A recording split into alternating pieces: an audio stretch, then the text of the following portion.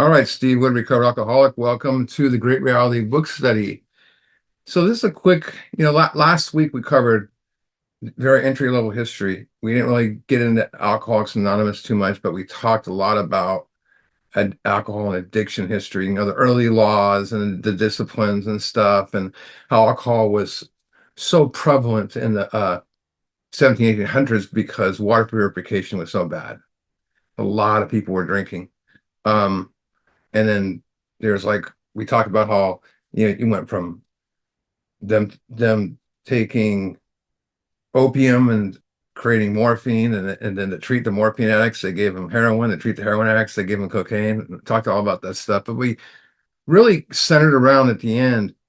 We got into the prohibition, and the prohibition was a big thing because it brought it all together, but it kind of brought exactly where we want to be at now. But the one thing we talked about was the early treatment of alcoholism. We talk about Benjamin Rush had the idea that some people have said before the alcoholism was a disease, but his solution was just abstinence. And he had an idea for a recovery plan with some type of moral recovery, but he didn't have a plan to do it. So he had no recovery plan. A temperance movement solution, moderation, a recovery plan. The Abstinence Society solution, abstinence, no recovery plan. The Washingtonians, remember those guys? The abstinence was their solution, and fellowship, no recovery plan. Big lesson learned there. The inebriate asylums we talked about, solution, incarceration, recovery plan, none. See the pattern here? No recovery plans. Um, the Emmanuel movement, which we'll talk a little bit more about tonight, solution, was spiritual recovery, or spiritual, not recovery, but recovery plan was none. And then we talked about two important people. We talked about Richard Peabody. He wrote this really important book called Common Sense of Drinking. And he had all these, very influenced on the first, I mean, the writing of the big book, but really the content, maybe the first 43 pages, if that. He didn't really believe in the disease concepts and stuff, but he used words like hot measures of else and that thing, and real alcoholic and hard drinker and stuff like that. But he brought the word alcoholic and alcoholism to out of the medical field into, for everyday language. But the other guy we're going to mention again tonight is Courtney Baylor. And he was from the Emmanuel movement, and he believed in spiritual discovery. And what he used to get to that spiritual discovery was moral inventory. It's very important in the history. Um, you notice all those groups have, I point out no recovery plan, none. And while those groups played a big part in history of alcoholism, there was one that plays into the history of Alcoholics Anonymous. Matter of fact, they are the most important group, and they're not even a recovery group, but they did have a recovery plan.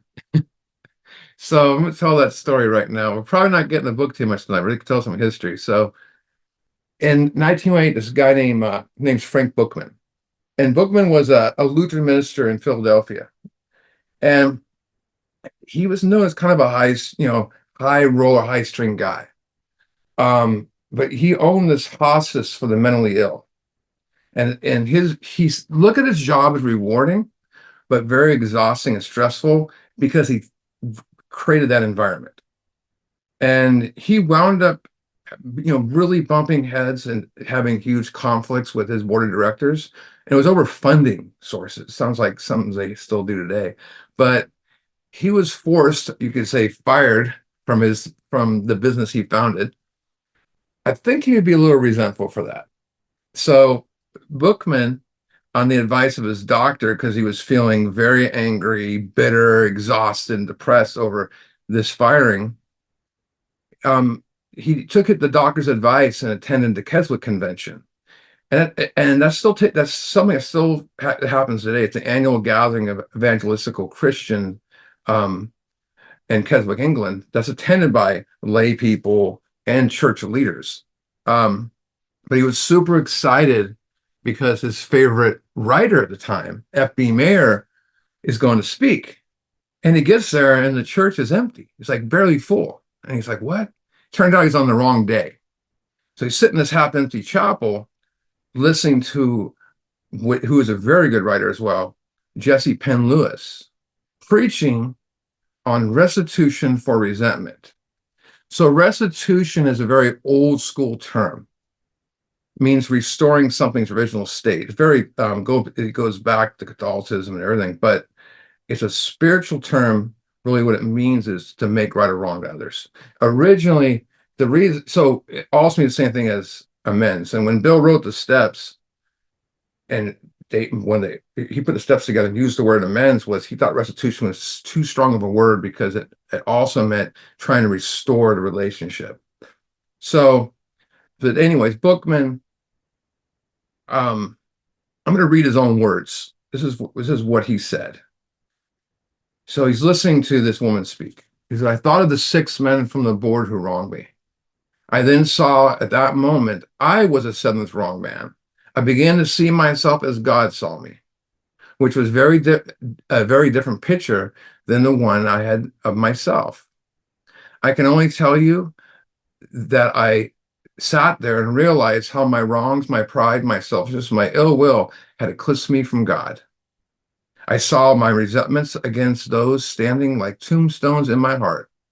I asked God to change me. He told me to put things right with those men. I wrote 6 letters of restitution to the board members. It produced in me a vibrant feeling as though a strong current of life suddenly had been poured into me, and afterward a dazed sense of spiritual shakeup and discovery. I immediately started taking others through the process of confession and restitution." Sounds like Bookman had a spiritual experience in that church with those thoughts, the way that rolled out.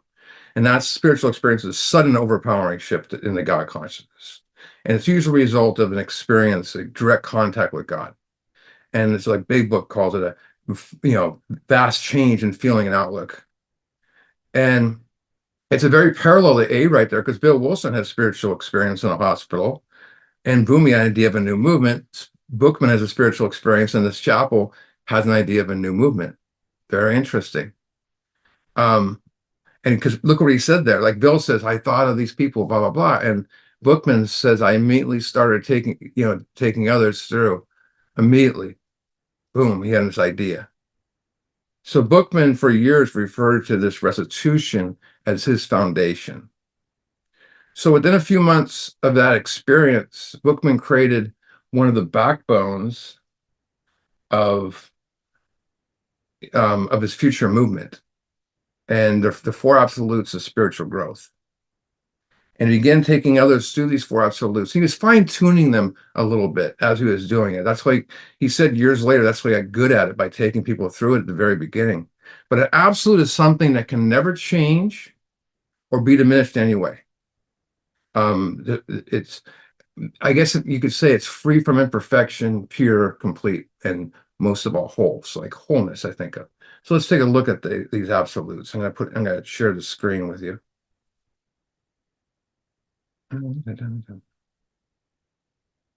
All right. So the first one is absolute honesty.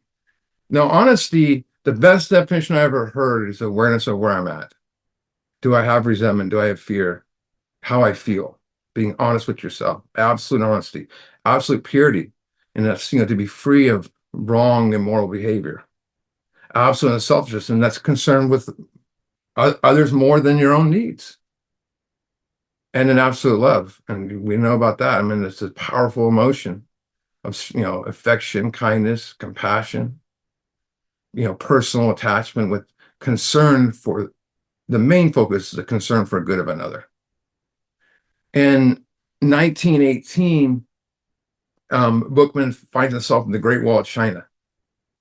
And he meets a man there who was studying Chinese philosophy and meditation. He basically was doing soul searching. That man he met at the Great Wall was Samuel Shoemaker. And it was very synchronicity moment, because they're sitting there talking and they're like, so what brought you here?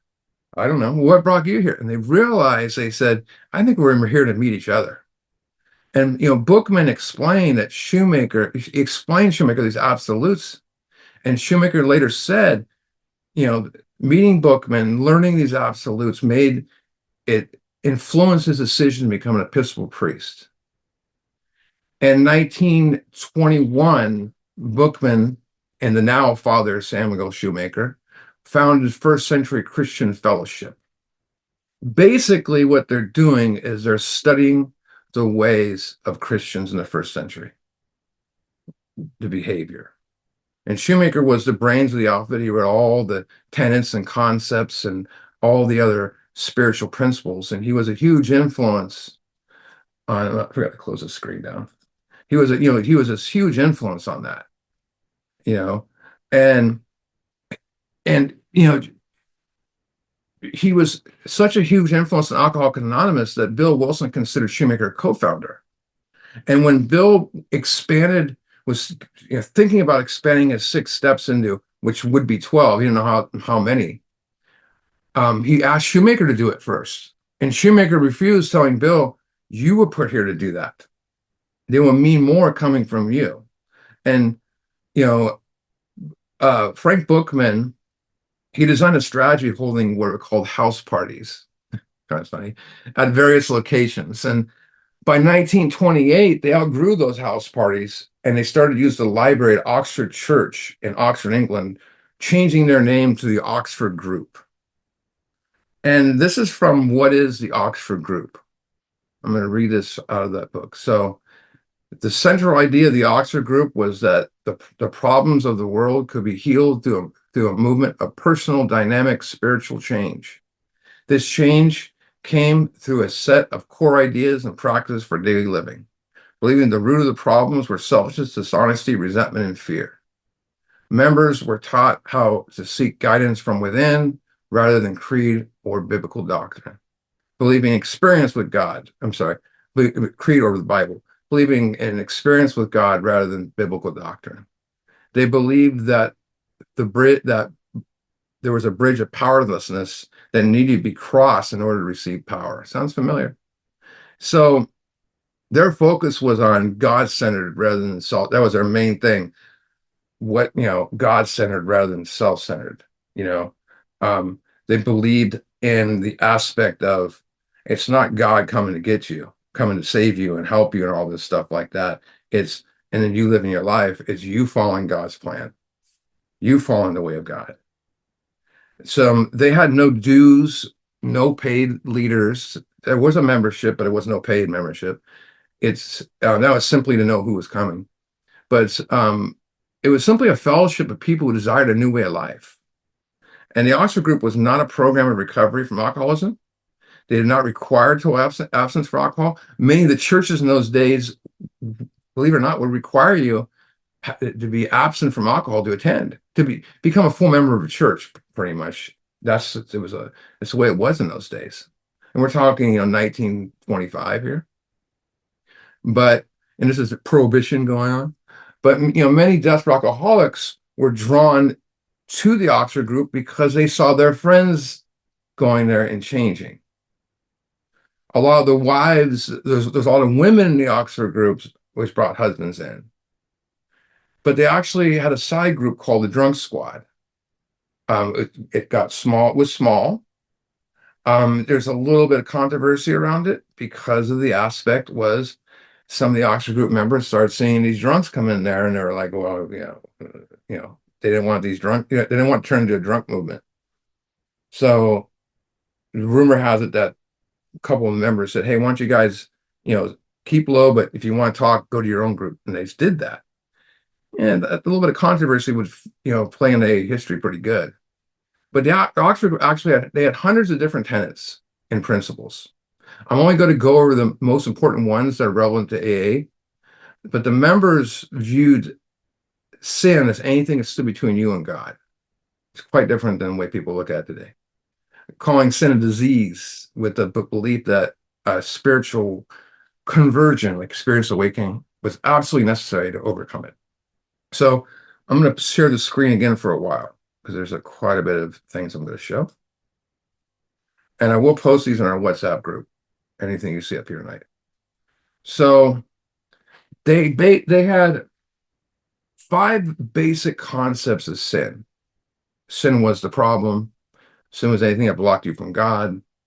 To do God's will, you had to cut out sin. Sin was a blockage not only from God but fellow man, and surrender and action was the key to overcoming sin. And then they had the six concepts of the Oxford group. Men are sinners. Hmm. Men can be changed. Confession is a prerequisite to change. Confession is a big thing here. And it's not like the confession that, many of us are familiar to church. It was, I'll explain that in a bit. It's quite different. The changed soul has direct access to God. So basically, the awakening spirit has direct access to God, is what they believe. The age of miracles is returned, and those who've been changed must change others. From there, they have the 5 C's, and you had confidence. It says to have confidence another can keep your secrets, basically. Confession, that's the honest admission of wrongs, harms, actions, wrong thinking, wrong beliefs, guilt, and sins. So all the little aspect you'll see in a minute is their confession aspect was quite different, because they focus. You weren't going to them and say, I did this to this person, I did that to this person. You were actually categorizing a little bit, and we'll get in that in a second. Yeah, conviction. It's just the realization, the awareness, I'll say the awareness or the consciousness that our wrongs shut us off from God. You start to see it. And then conversion is the awakening of spiritual knowledge, the understanding what previously not been known. And that leads to the change of attitudes, ideas, and thoughts and lifestyle, personality change. Same thing as awakening, same thing as experience. And continuance to repeat is a core set of action. That played a big part in the A later on when they expanded the 12 steps with step 10. And then you had the 5 aspects of confession.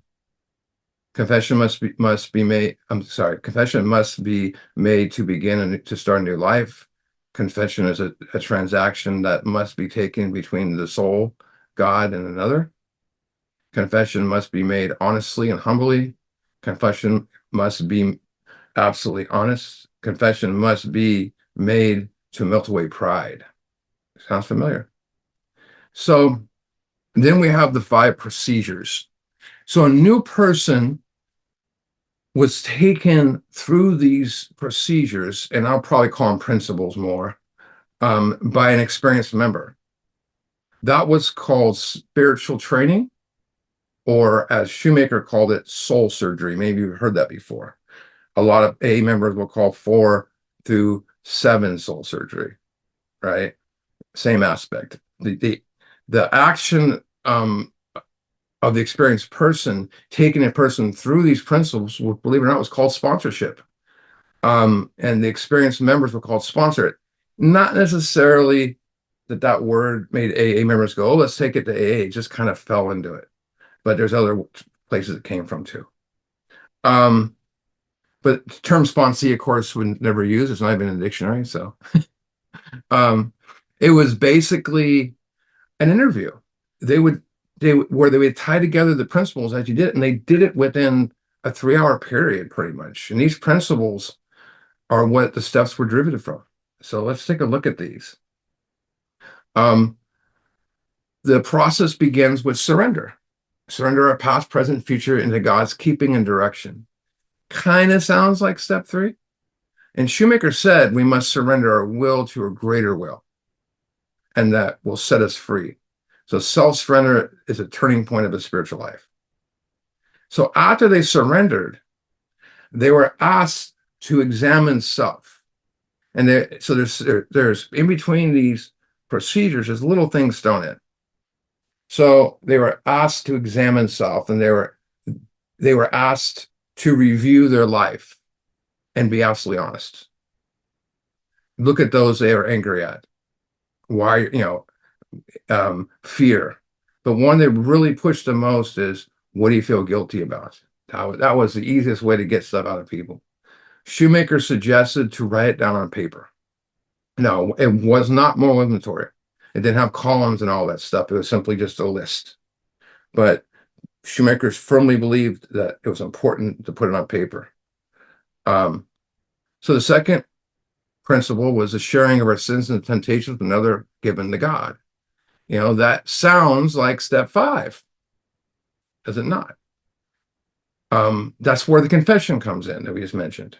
And Shoemaker believed we always need a human hearer, a human person to validate our confession. And the new person had to have confidence, which I mentioned a minute ago, that the person would keep your secrets. And that led to the conviction I mentioned, that realization, the deep awareness that our sins have shut us off from God. And we need to be free of this. So that awareness of conviction, conviction and all that, and the awareness of that, of our wrongs, brought upon the conversion. So the conversion happened between the second and third, principle. The awakening, that's, that conversion, that's just, again, it's awakening of the spiritual knowledge, transformation of morals, attitudes, ideas, actions, personality change, and with effort. That's the way they looked at it. Same as awakening experience. Restitution to all those whom we have wronged, directly and indirectly. Basically, righting our wrongs, amends. Sounds like step 9. Now, Shoemaker, this is a quote from Shoemaker that I love because it's so awesome. Our relationship with God cannot be right unless our relations with others are right as well. For it is pointless to keep in touch with God so long as there are human relations which must be right at the same time. Boom. I think it says in the good book, you say you love God and hate your fellow man, I call you a liar. So he's saying similar right there, very important. So they push continuance of confession restitution there in between, before the 4th precept, or so they would have, they push continuance, confession, restitution, and also the absolutes. And then the next one, which you're doing at the same time as those, was listening to God's guidance and carrying it out. Sounds like step 11. Quiet time was the heart of these guys. This was their heart, the practice. It was not only that it was an essential requirement, but they believed morning and evening quiet time to be absolutely necessary for daily growth. It was a must. And they had 4 elements to that, that build up to it. It was the studying of they would study a book, and that before that quiet time started. Then they would pray, and they would listen for God's voice, or just listen, shut their mind off, meditation. And the last thing they did was journalizing thoughts. So they had that, and they were very specific how they did. Remember, Shoemaker learned meditation in China. A matter of fact, the main emphasis of the groups wasn't church or their gatherings; it was meditation. And which was rare in those days for the church. It's even rare for a church nowadays to bring up. But they needed to experience all the previous principles to have the ability to successfully meditate. Think about that. All these ones I mentioned so far, the surrender, the sharing, restitutions, to build up to that. The last one was to keep the conversion experience real by carrying the Oscar message of salvation to others. Sounds, Acts 12, giving it away. Check this out, though. It was required to do this if you wanted membership. It was called the pulpit, to be able to carry God's message. Frank Bookman believed the best way to keep an experience with God was to pass it on. And he was adamant on that. And Shoemaker was an interesting guy. I mean, he refused to claim to have invented these principles that found their way into AA, so to speak, saying they're all just common property of mankind. That's all he ever said. Years later, when he became kind of a wonder person of AA, that's all he ever said. I'm going to turn off the sharing thing here. And so from then we go to an interesting aspect here. The official start date of AA we know is June 10th, 1935. But the start of AA can also be traced back to a meeting that took place in 1931 in Zurich, Switzerland, between Roland Hazard, a certain American businessman, and the world famous psychiatrist Carl Jung. Now, I want to tell you this, is when we get to this point in the book on page 27, I'm going to go way deeper into this. and with a lot more details and a lot more about Carl Jung, but I'm just pasting together history right now. So a little about Roland. We know he's a hopeless drunk. He came from a very prominent Rhode Island family. They owned Allied Chemical and several others. Like I said, I'm going to go through all that later. But so he had limited money. He spent lots of money trying to overcome alcoholism and went to the best American psychiatrists. And kind of funny because he also avoided some of the ones that had a reputation of being very good. When none of those worked, he went to Europe, and he had a cousin that sent him there. Um, he wanted Freud, but Freud was ill. Adler didn't like work with alcoholics, so he went to Jung. Now, Jung is very interesting. It's one of my favorite people of all time. But Jung was considered possibly the finest psychiatrist in the world because of the depths he had. Yes, he was a psychiatrist, but with a spiritual approach, which is very rare. So he studied all religions, especially Hinduism, Buddhism, and Taoism. He was big into studying Taoism. And he believed in a journey of spiritual transformation, that a spiritual experience was absolutely necessary to, for the well-being of, growth and change. And they say Jung was to psychiatry what Einstein was to science, that he was that good. Now, Freud and Adler did not believe in spiritual approach. They thought that spiritual experience was a result of a deranged, insane mind. They would have told Roland, go find your inner child. We might not be sitting here. But Roland stayed, we know the story a little bit. Roland stayed with Jung for 1 year, and after, everything he learned, he thought, I'm not going to relapse. He never got past Paris, and he went back and asked him why he couldn't recover. Like, why can't I recover? So I'm going to read from page 27 in the big book. I'll give you guys a minute to get there.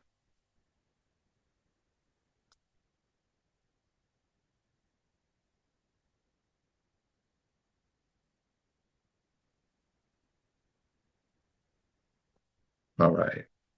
So where it says the doctor said, you have the mind of a chronic alcoholic. That means reoccurring, persistent, ongoing. You have the mind of a chronic alcoholic. I've never seen one single case recover where that state of mind exists to the extent it does in you. He's saying, I've never seen one person recover as a real alcoholic. Our friend felt the gates of hell close on him with a clang. He said, doctor's no exception. He's like, well, what am I supposed to do? Type thing. Yes, replied the doctor. There is exceptions. Such cases have been occurring since early times, like way back. Here and there, once in a while, alcoholics have what are called vital spiritual experiences. Why did Jung believe in spiritual experiences? He had one as a child. There is no way anyone in here is going to tell anyone they need to have a spiritual experience unless they've had one themselves.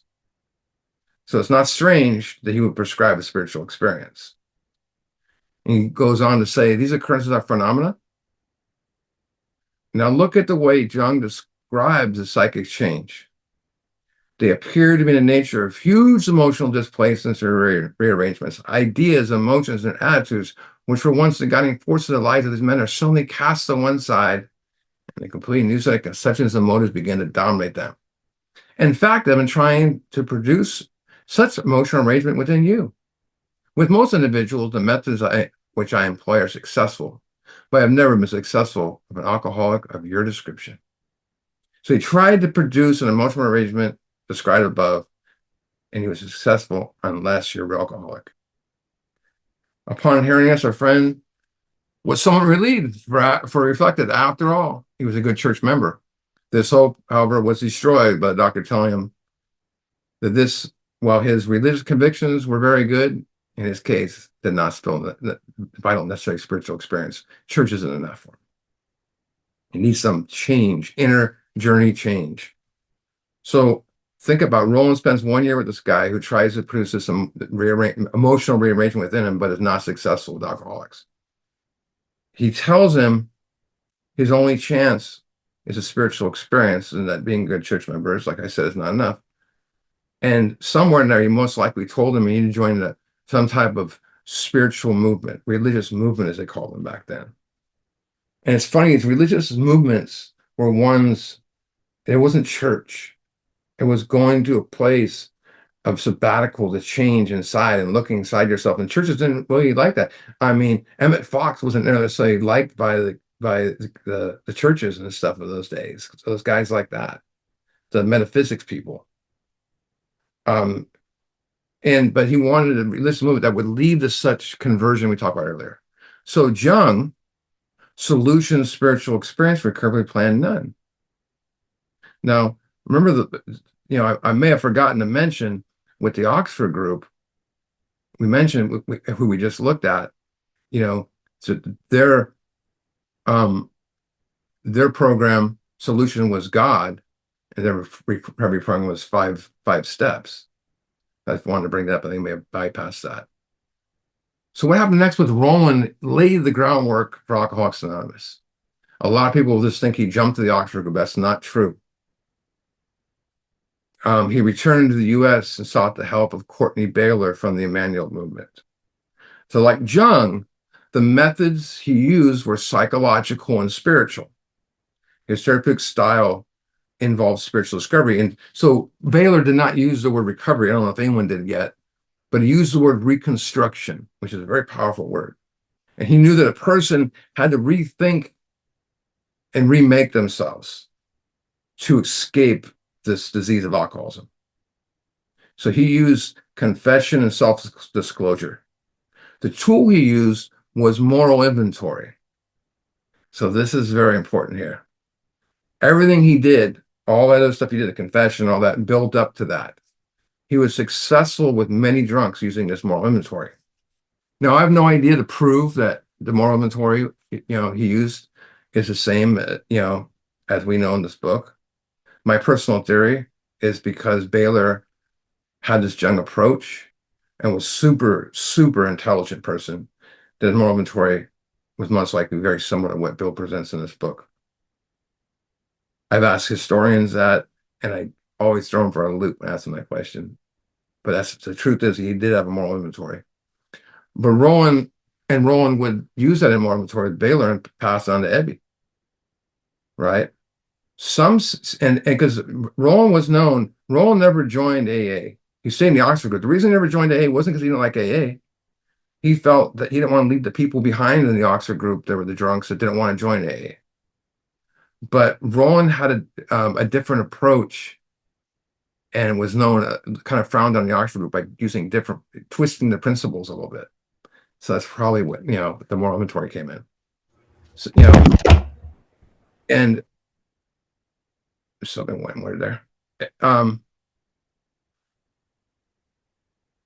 That's why, Baylor had 3 phases to his therapy that lasted a long time, lasted like a year, sometimes over a year. But during the second phase, which is about maybe 4 months in, after he did the moral inventory, he would strongly suggest his clients to join a religious movement. And it's believed that Roland was suggested the Oxford group by Baylor, who Baylor was very familiar with. And I've read in one book that they didn't mention the moral inventory, but they mentioned Baylor telling me to go to the Oxford group. Another group mentioned moral inventory, and I've looked it up quite a bit. So Roland was finally able to get sober and stay sober.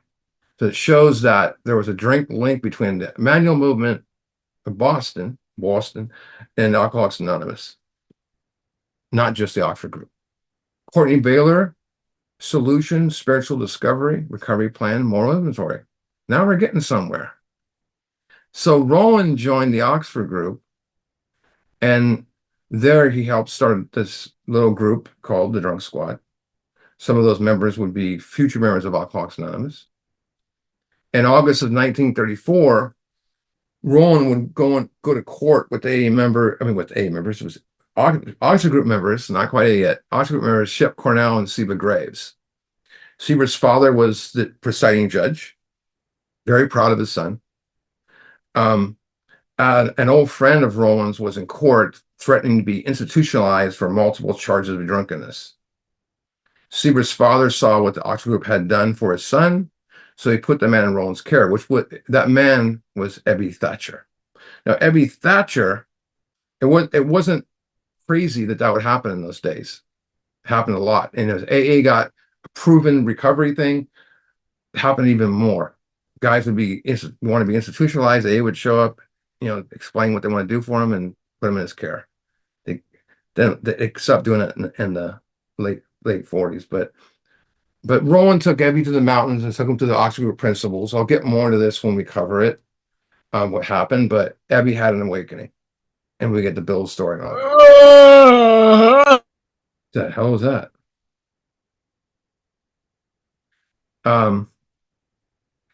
Oxford Group. So the Oxford Group had a very unique way of passing it on, so to speak.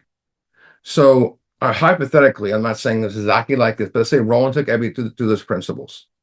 And what he would do is say, now you need to take another through it. And he would ask him to name someone. So if I'm Oxford Group member and I'm taking a Glenn through the Oxford Group Principles, and I say, now you got to help someone, give me a name. Well, the person that Ebby named changed alcoholism forever. Ebby thought of as the most the destructive drunk he ever knew, his longtime friend Bill Wilson. And that was on November 1934. Over the next month, Ebby would introduce Bill to the Oxford Group Principles. And on December 13, 1934, Bill in Towns Hospital would have a spiritual experience. And that would change his life forever and our lives forever.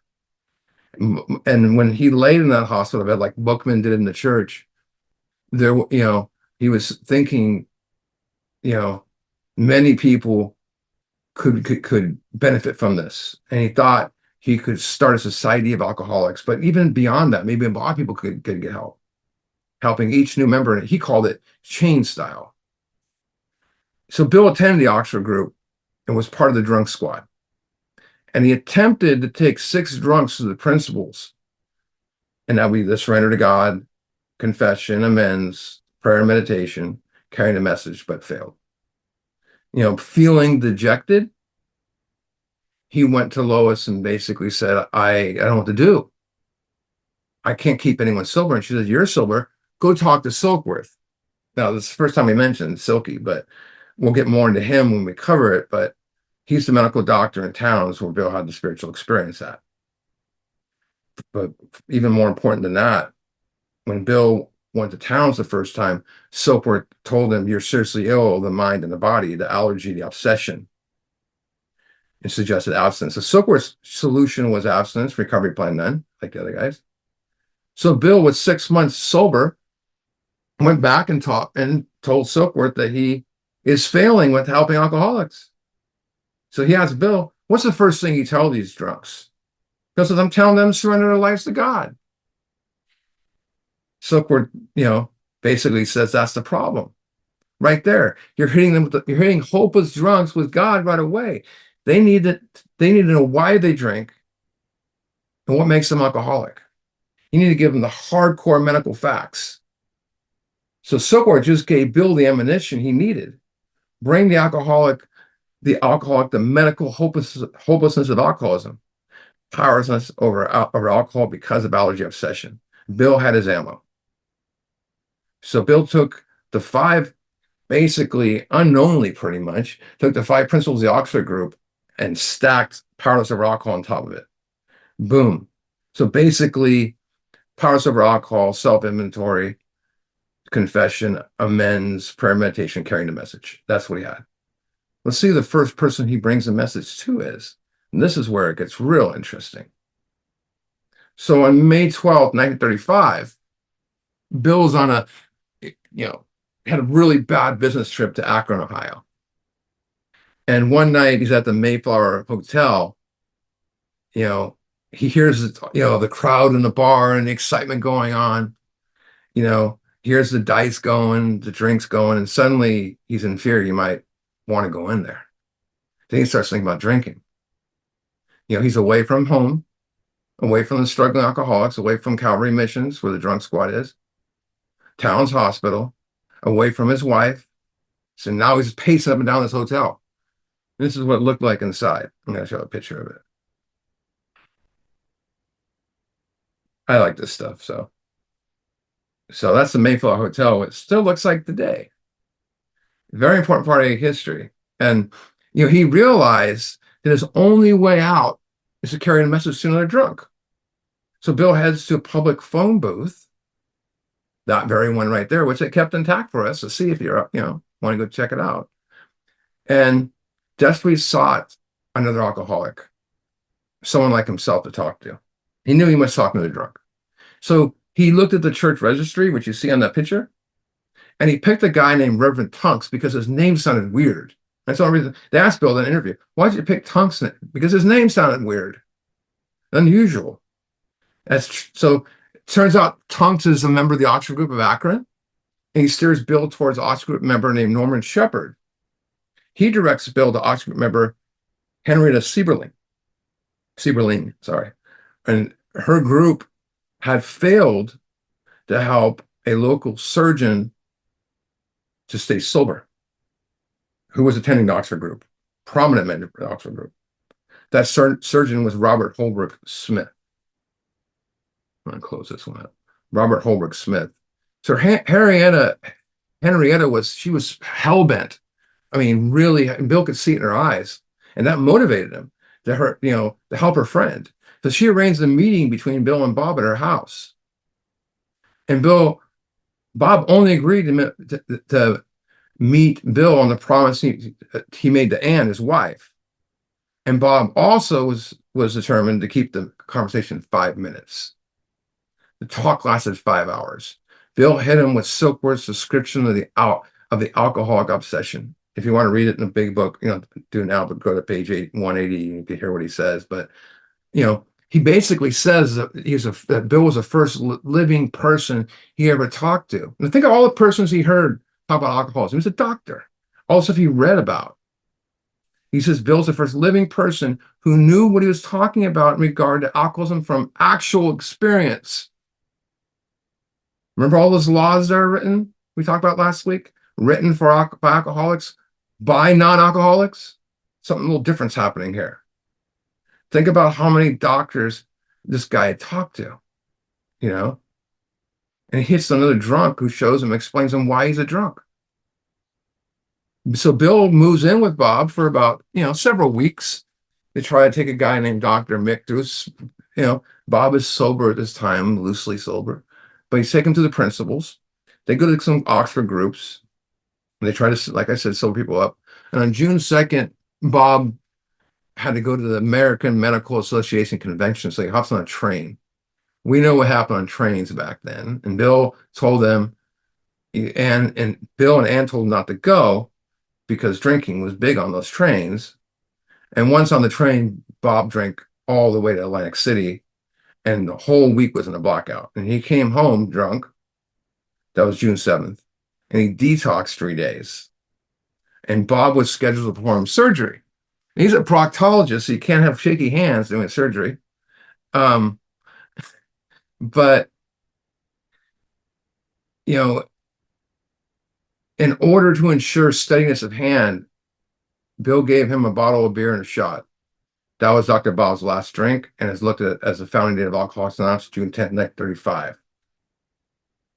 Now, here's the thing. So he does his surgery, Dr. Bob. And this is an important lesson here. He does his surgery. And he would usually return home around 8 p.m.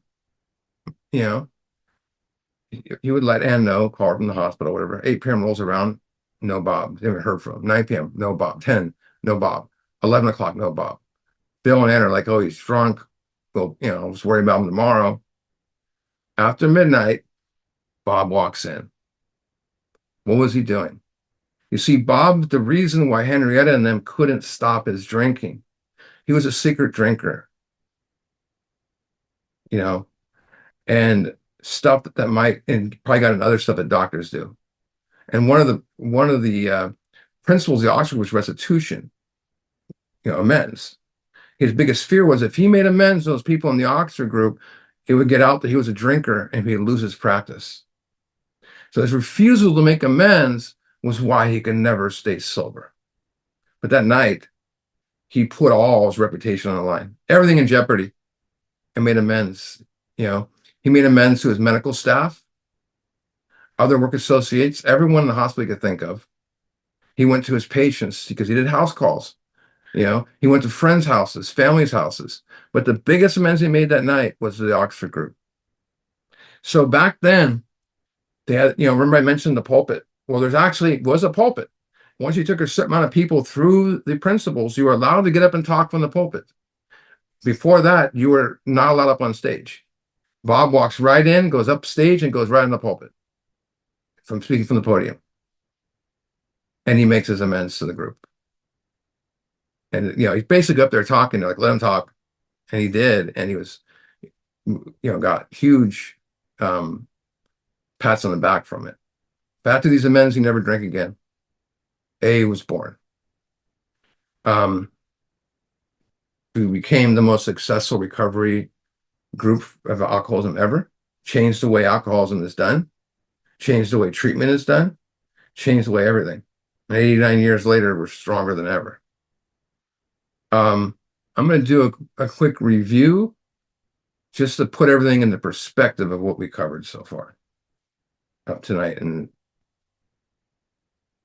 so here is one last look at,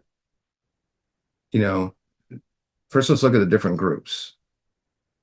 You had Benjamin Rush, I mentioned him earlier, solution, abstinence, recovery plan, none, temperance movement, basically you can see all the different things. Recovery plan, none, recovery plan, none. And then Washingtonians had the fellowship, recovery plan, fellowship, and abstinence.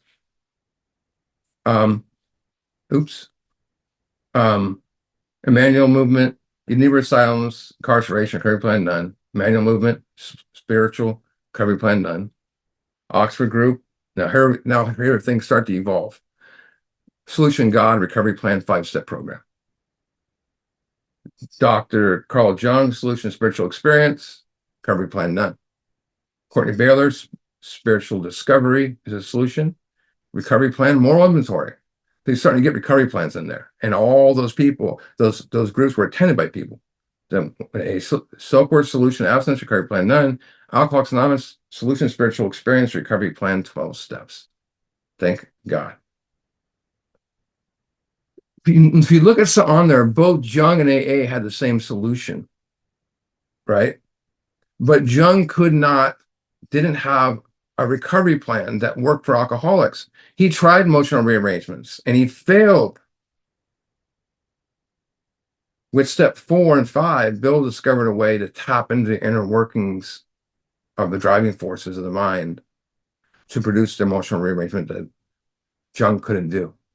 Bill was successful without alcoholics where Jung wasn't. That's very important to look at there. Not a knock on Jung at all. So let's look at the events starting AA. I'm going to have to do some rearrangements here.